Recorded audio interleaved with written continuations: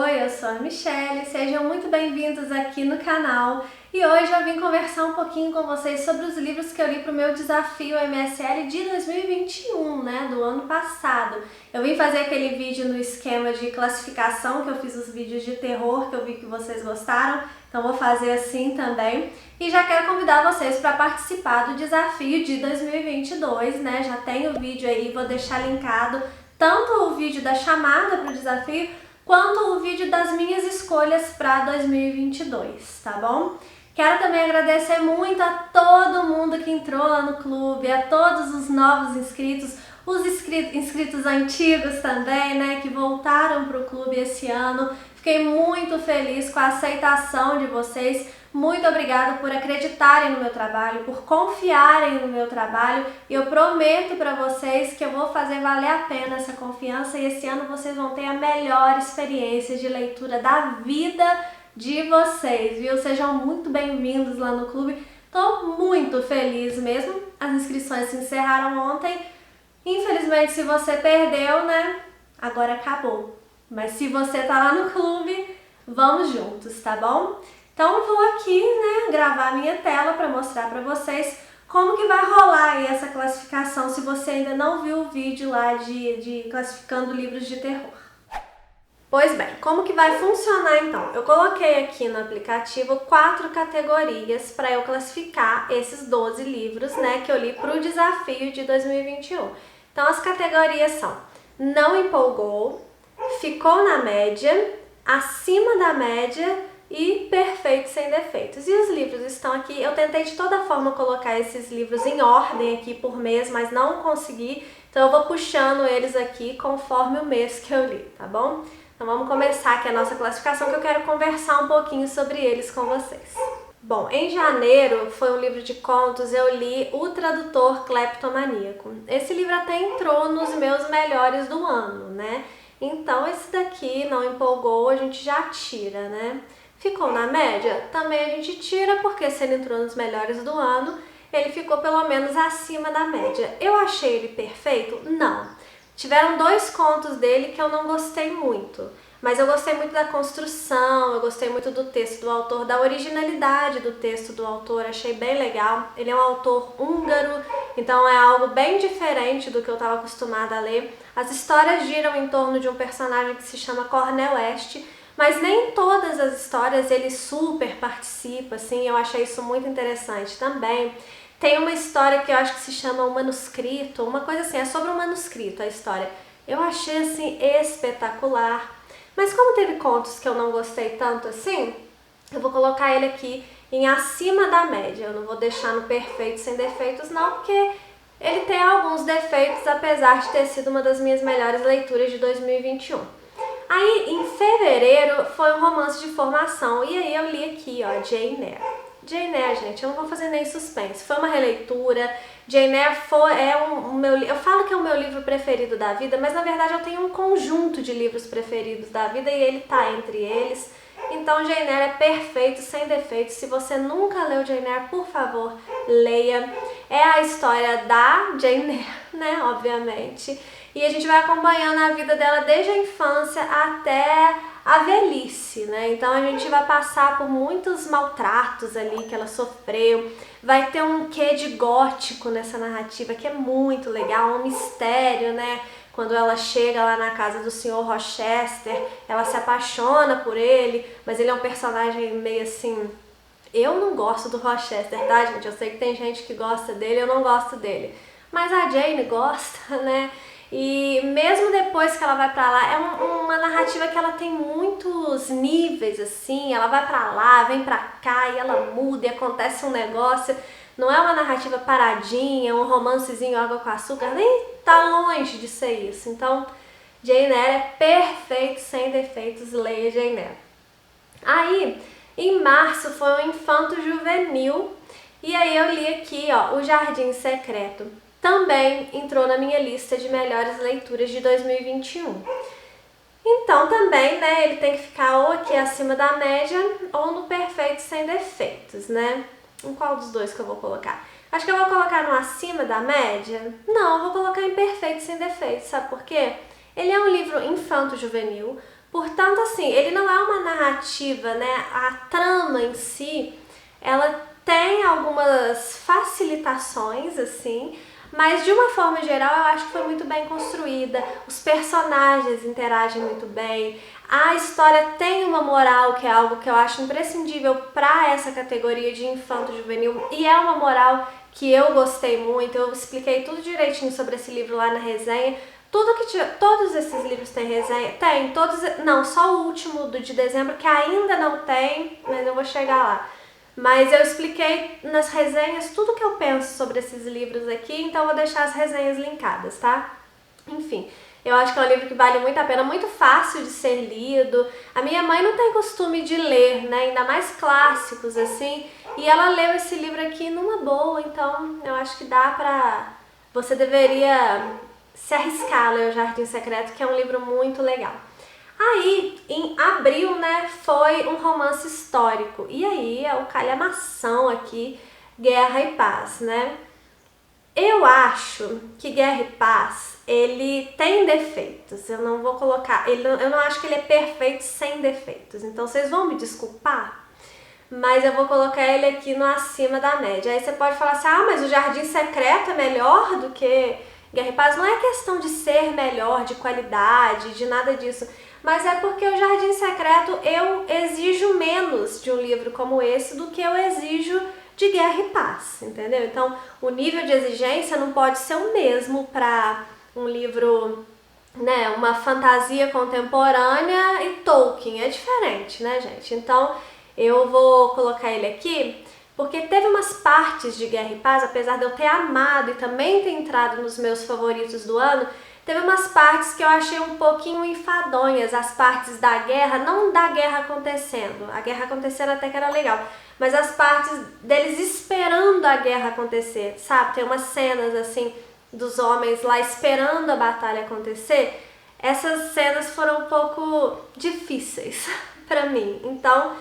Por eu não ter achado perfeito, sem defeitos mesmo, eu vou colocar aqui. Mas é um livro, assim, que é maravilhoso, viu? Maravilhoso. A experiência de ler Guerra e Paz foi incrível. E me apaixonei por Tolstói, então é um livro que vale muito a pena, tá? Aqui, gente, eu tô classificando a minha experiência. É uma coisa particular, tá bom? A minha experiência, as minhas opiniões sobre as minhas 12 leituras do Desafio MSL de 2021, tá bom? Aí, no mês de maio, né, foi... Deixa eu ver o que eu anotei aqui. Foi um livro latino-americano. Então, foi esse daqui, A Revoada, do Gabriel Garcia Marques, que eu li. A Revoada, ele entrou nos meus melhores do ano também. Então, eu vou colocar ele aonde? É uma coisa esquisita, gente, porque ele foi um dos melhores livros que eu li no ano, mas eu não vou colocar em acima da média, eu vou colocar que ele ficou na média. Porque eu até expliquei no livro que eu falo, no vídeo que eu falo sobre os autores que eu conheci em 2021, eu falei sobre o Gabriel Garcia Marques, que ao mesmo tempo que ele me surpreendeu, ele me frustrou, porque eu imaginava que era algo, um texto mais difícil, mais complexo, eu achei muito simples. Mas ao mesmo tempo essa simplicidade me cativou, então tanto que ele entrou para os melhores do ano. Mas assim, eu não acho que seja esse livro um livro acima da média, eu acho que é um livro que ficou na média, foi o suficiente para eu gostar muito e para querer ler outras coisas do autor. Mas eu acho que pra minha experiência de leitura, apesar de ter sido um dos preferidos do ano, ele ficou na média. Eu sou complicada mesmo esse negócio de classificar, eu já falei que eu não sei classificar as coisas, então... A minha cabeça funciona desse jeito, tá bom, gente? Aí, em junho, né, foi um livro publicado póstumamente. E aí foi esse daqui, olha, que foi O Castelo do Kafka. Aí, gente, eu vou colocar ele no Perfeito Sem Defeitos, porque esse livro foi espetacular. Eu amo o estilo do Kafka, esse estilo kafkiano, sabe? Da gente ficar... assim, sem saída, daquele negócio caótico que a gente não sabe muito bem o que tá acontecendo. O que é isso aqui, gente? Eu amo isso, eu acho que a escrita do Kafka é maravilhosa, ele consegue brincar com o leitor de uma forma que poucos autores conseguem. E eu gostei da história, eu gostei da forma que a história é conduzida. Enfim, eu acho que é um livro perfeito, sem defeitos. Não é um livro que vai agradar todo mundo, tá bom? Não vou enganar ninguém aqui. O Kafka, ele tem um estilo muito próprio, muito original, então você tem que se identificar com o estilo dele. A partir do momento que você se identifica com esse tipo de narrativa conturbada, que você fica muito perdido, você vai gostar. Agora, se você não gosta desse tipo de narrativa, aí eu não sei. Eu acho que você deveria experimentar para ver se você gosta ou não, mas não é um livro né, que vai agradar a todo mundo. Eu amo o estilo do Kafka. Desde que eu li O Processo, foi o primeiro livro dele que eu li, eu fiquei apaixonada, então pra mim o Castelo foi perfeito, sem defeitos. Amei mesmo. Aí em julho foi um livro compacto fáustico, né? Que aí eu li O Mestre e Margarida, também perfeito, sem defeitos. Foi o melhor livro do ano. Eu amei esse livro. Ele tem de tudo um pouco e é tudo muito bem feito, sabe? O autor, ele é tão competente assim. Tudo, os personagens são incríveis, até o diabo aqui da história, porque a história gira em torno do diabo que vai visitar Moscou na época lá de Stalin, e aí ele vai influenciando a vida de alguns personagens, entre esses personagens tem o mestre e a Margarida, né, que ajudam a carregar essa história. Então é tudo muito bem feito, o diabo, a gente gosta do diabo, gente, como é que pode isso? Enfim, a Margarida é maravilhosa, uma das melhores personagens femininas que eu já li até hoje. Enfim, é incrível. Gente, esse livro aqui, O Mestre e Margarida, se você nunca leu esse livro, por favor, faça um favor a você mesmo e leia urgentemente O Mestre e Margarida. Ele é de fato perfeito, sem defeito. Tinha que ter uma categoria acima aqui pra ele, o melhor. Eu devia ter feito a categoria o melhor, que ele ia ficar aqui. Mas como eu não fiz, vai ficar aqui em perfeito, sem defeitos. Aí em agosto, né? Qual que foi agosto, gente? Foi um livro com o fluxo de consciência. Então eu li aqui A Paixão Segundo GH, que é um livro também maravilhoso. Eu fiquei muito apaixonada. Eu fiquei em dúvida se eu colocaria aqui no acima da média ou no perfeito sem defeitos, mas eu vou colocar no perfeito sem defeitos, sim, porque a Clarice, ela é uma explosão de sentimentos, né? Não é um livro para você pensar racionalmente em cada frase, é um livro para você sentir.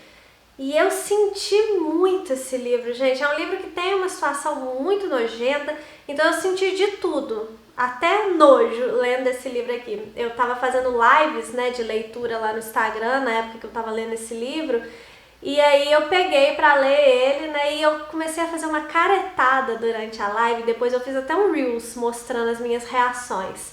É um livro que despertou, de fato, fortes emoções em mim, em todos os sentidos. A história vai girar em torno de uma grande epifania que a personagem principal vai ter e vai começar a refletir sobre a vida, e ela vai lá nos primórdios da vida, né, não só da vida dela, da vida do planeta mesmo. É uma viagem, mas que pra mim fez muito sentido. Clarice é outra autora também que você precisa se identificar com o estilo dela, que também é uma autora muito original.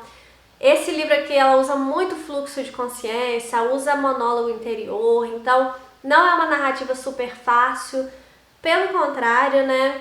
Mas eu me identifico muito. E aí é aquela coisa que eu falei sobre Kafka, né? Eu te aconselho a ler. Se você nunca leu Clarice, leia alguma coisa dela. Talvez comece por A Hora da Estrela.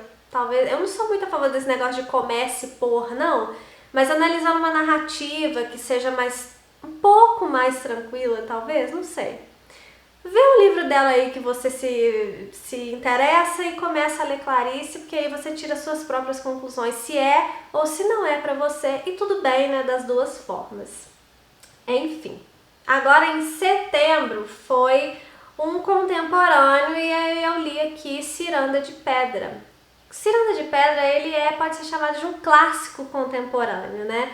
Porque é um livro que ele foi lançado durante já o pós-modernismo ali, que já é considerado literatura contemporânea, né? Então por isso que eu coloquei ele aqui nessa categoria. Escrito pela Lígia Fagundes Telles, foi o primeiro romance da Lígia que eu li, né? A Lígia já é uma das minhas autoras preferidas, só que eu só tinha lido contos dela. Então li pela primeira vez um romance.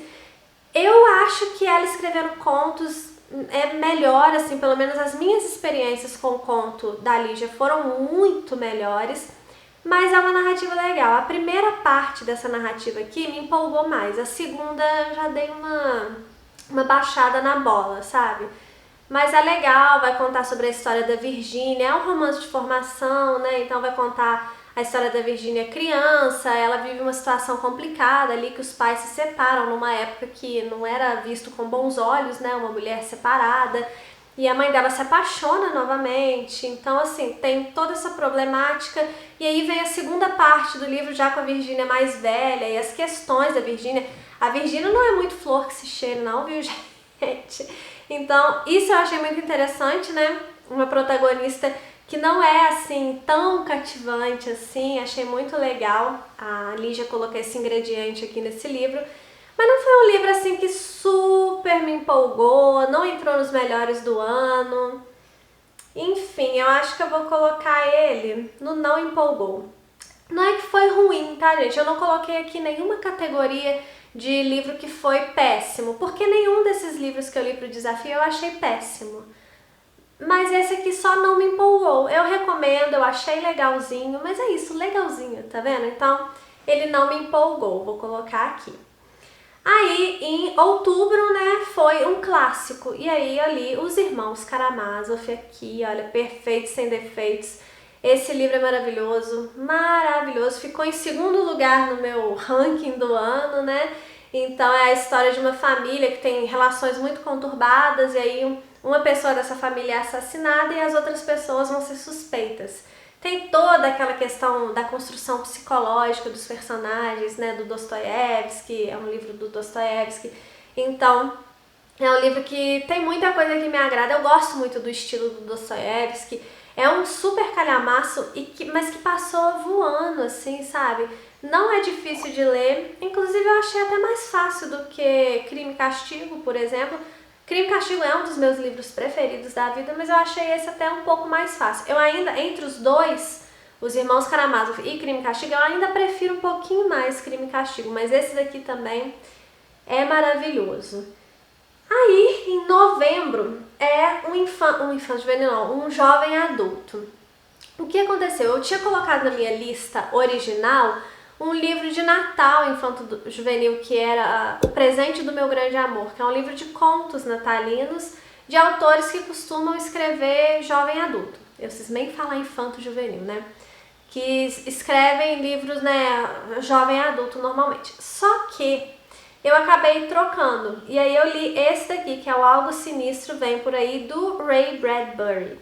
Esse autor aqui é o autor de Fahrenheit 451. E essa história aqui, ela é uma história de terror, né, que vai ter dois garotos, né, dois amigos, que vão presenciar ali na cidadezinha que eles moram a chegada de um parque. E aí coisas estranhas vão acontecer nesse parque, né? É um livro que ele tem uma narrativa muito poética. E eu achei poética demais pro que ele se propunha. Foi uma coisa que até me incomodou. Achei bonita a narrativa, mas eu acho que ficou meio, sei lá, meio fora da proposta, sabe? É um livro que é divertidinho e tal, mas é um livro que infelizmente também não me empolgou. Então eu vou deixar ele aqui. Mesma coisa, tá, gente? Não é um livro ruim, eu gostei de todos os livros que eu li esse ano pro desafio, vou reiterar isso. Só que eu tô classificando aqui, né, com relação uns aos outros, aqui dentro do desafio, né? Então, com relação aos outros livros que eu li, ele não me empolgou muito, não. Por fim, em dezembro, que foi um... Dezembro foi o quê? Um clássico nacional? Não, dezembro foi um livro escrito, publicado primeiramente em folhetim, né? E aí eu li aqui Triste Fim de Policarpo Quaresma, um super nacional, né, um super clássico nacional, que vai contar a história do Major Quaresma, né, que ele é um patriota, assim, radical, né?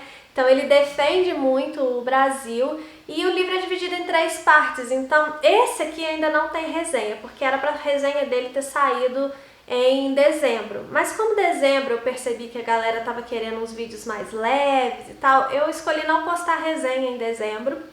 E aí eu vou postar a resenha dele, eu acho que em fevereiro, tá? mas aí eu vou falar direitinho o que eu acho dele. Mas em linhas gerais é um livro que ele é dividido em 3 partes, então em cada parte o Major Quaresma vai fazer um tipo de defesa da pátria, né? Então ele vai defender a agricultura numa parte, ele vai defender a cultura nacional em outra. Então assim, ele vai fazendo defesas diferentes em cada parte e ele sempre se ferra, né? Isso não é spoiler, isso é o plot aqui, né, dessa trama. É um livro que vai ter uma ironia, assim, um sarcasmo muito grande, né? É um livro fácil de ler, é interessante, mas ele também não foi um livro que super me empolgou. Ele foi leitura do clube, das leituras do clube foi a que eu menos gostei. O que não significa que eu tenha odiado, tá? Deixando claro, mas também, em comparação com esses outros livros aqui de cima, ele também não me empolgou tanto assim. De qualquer forma, todos esses livros aqui estão super indicados e a minha classificação ficou assim para vocês. Não empolgou Ciranda de Pedra, Algo Sinistro Vem Por Aí e Triste Fim de Policarpo Quaresma. Ficou na média A Revoada, acima da média O Tradutor Cleptomaníaco e Guerra e Paz, Perfeito Sem Defeitos, Jane Eyre, O Jardim Secreto, O Castelo, Mestre Margarida, Paixão Segundo GH e Os Irmãos Karamazov. Acabou que o saldo, então, foi positivo, né? Porque a maioria tá aqui no Perfeito Sem Defeitos. Espero que no desafio desse ano eu tenha feito as escolhas certas mais uma vez.